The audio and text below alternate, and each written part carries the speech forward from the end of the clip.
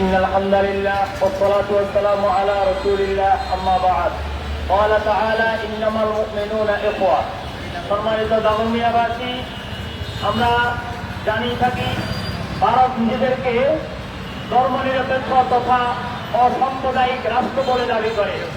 ধর্মনিরপেক্ষতা মানে হলো যার ধর্ম সে পালন করবে, কিন্তু আমরা দেখছি ভারত যদিও নিজেদেরকে ধর্মনিরপেক্ষ দাবি করে থাকে, কিন্তু বাস্তবতা হলো সম্পূর্ণ ব্যতিক্রম। সেখানে হিন্দু ধর্ম ছাড়া মুসলমানদের ধর্মীয় কোনো স্বাধীনতা নেই। বিশেষ করে আমরা লক্ষ্য করেছি পশ্চিমবঙ্গে শুভেন্দু অধিকারী নির্বাচিত হওয়ার পরে বিজেপি সরকারের সরাসরি নির্দেশে মুসলমানদের ভাই ঘরে আক্রমণ করা হয়েছে, মুসলমানদের ব্যবসা প্রতিষ্ঠান ধ্বংস করে দেওয়া হয়েছে, মাদ্রাসাগুলোকে বুলডোজার দিয়ে ধ্বংস করে দেওয়ার হুমকি দেওয়া হচ্ছে, মুসলমানদের ইমামদেরকে মসজিদ কমিটিকে ডেকে মাইকে আজান দেওয়া বন্ধ করে দেওয়া হয়েছে।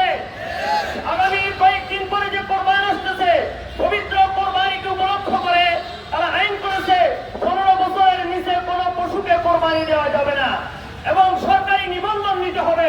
সরকারি কার্ডধারী ছাড়া কেউ পশু কোরবানি করতে পারবে না। অর্থাৎ তারা পর্যায়ক্রমে ভারতে ইসলাম ধর্মকে নিষিদ্ধ করার চক্রান্ত করতেছে। ঠিক কিনা বন্ধুগণ? আমরা জানিয়ে দিতে চাই, আল্লাহ রাব্বুল